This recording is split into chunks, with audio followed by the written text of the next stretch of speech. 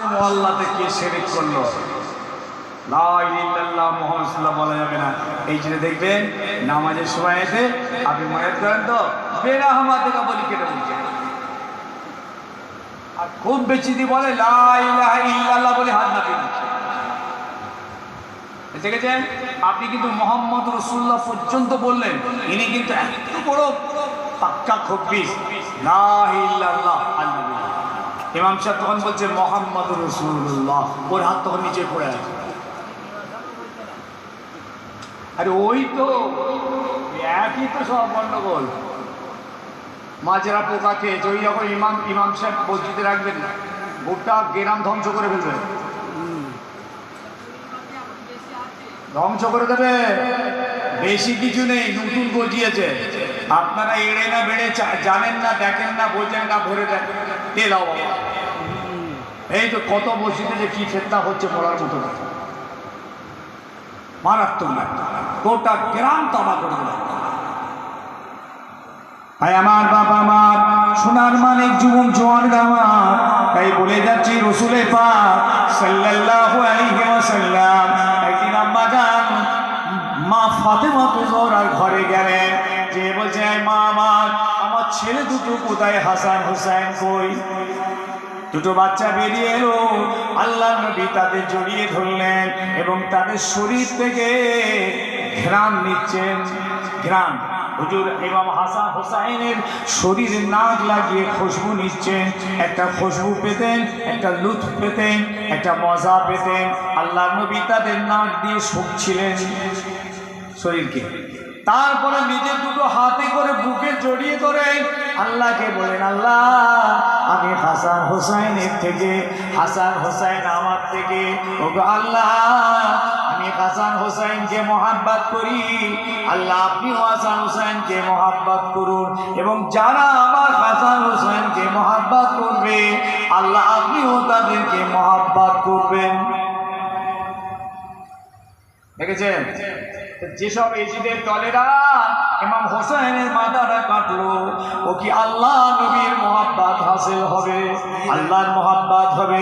আল্লাহর নবী যদি মহাব্বত না করেন আল্লাহ মহাব্বত করবেন না। আমার নবী বলেন, আল্লাহ যারা আমার হাসান হোসেন উপরে আদাওয়াতি রাখে, দুশ্মনী রাখে, বগজ রাখে, আমি মুহাম্মদ রাসূলুল্লাহ তাদের উপরে আদাওয়াতি বগজ রাখলাম, আল্লাহ আপনিও তাদের উপরে বগজ রাখুন। জান্নাতে যেতে পারবে? হাসান হোসেন উপরে যাদের আদাওয়াতি আছে, রাসূল বলছেন আমিও তাদের সঙ্গে আমার আদাওয়াতি, আল্লাহ আপনিও আদাওয়াতি করুন। আর যারা ইমাম হোসেনকে মহাব্বত করে আল্লাহ আমি তাদেরকে মহাব্বত করি, আল্লাহ আপনিও তাদেরকে মহাব্বত করুন। আমার হাবিব দোয়া চাইছে, রাসূল যাকে মহাব্বত করবেন সে তো জান্নাত। তাহলে আপনি হুব্বে রাসূল হাসিল করবেন না হুব্বে ইবলিস?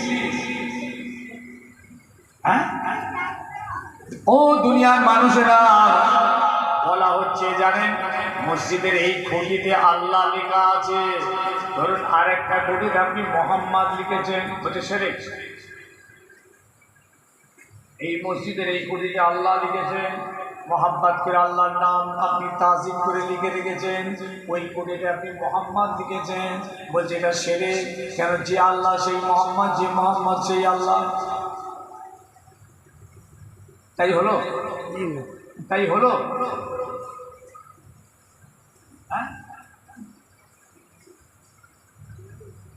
ও দুনিয়ার মানুষ, হে আমার যুবক জোয়ানেরা, এরা বলে কি জানেন? বলে নবী মরে গেছে। এইদিকে তাকাও, নবী মার চুকা, আর ওহী আসে না, জিবরিল আসে না, নবুয়ত আর নেই, কোরআন নাযিল হয় না, উনি সাধারণ মানুষের মতন কবরে পড়ে আছে। উনি আর নবী নেই, নবীত্ব নেই, নবীর পাওয়ার নেই, কোনো বেলায়েত নেই, কোনো দাম নেই। আস্তাগফিরুল্লাহ, আস্তাগফিরুল্লাহ, নাউযুবিল্লাহ মিন যালিক, বলুন নাউযুবিল্লাহ মিন যালিক। বলছে নবী মরে গেছে সাধারণ মানুষের মতন, যখন বেঁচে ছিলেন নবী ছিলেন, এখন আর নেই। আকীদা থাকবে? আকিদা দেখেছে ওদের আবার নামাজ আছে, রোজা আছে, হজ আছে, জাকাত আছে, টুপি আছে, দাড়ি আছে, কোরআন আছে, হাদিস আছে। আকিদা দেখেন। অথচ আল্লাহর নবী বলে গেলেন আন্নাল্লাহ হারামা আলাল আরদে আন তাকুল আজসাদাল আম্বিয়া, আল্লাহ পাক মাটির জন্য হারাম করে দিয়েছেন পৃথিবীর জমিন তার কোন নবীর শরীর খেতে পারবে না। আল্লাহু আকবার, রাসূল নিজে বলে গেছেন কোন মাটির ক্ষমতা নেই যে তার আল্লাহর কোন নবীর শরীর সে খাবে, মাটির জন্য হারাম।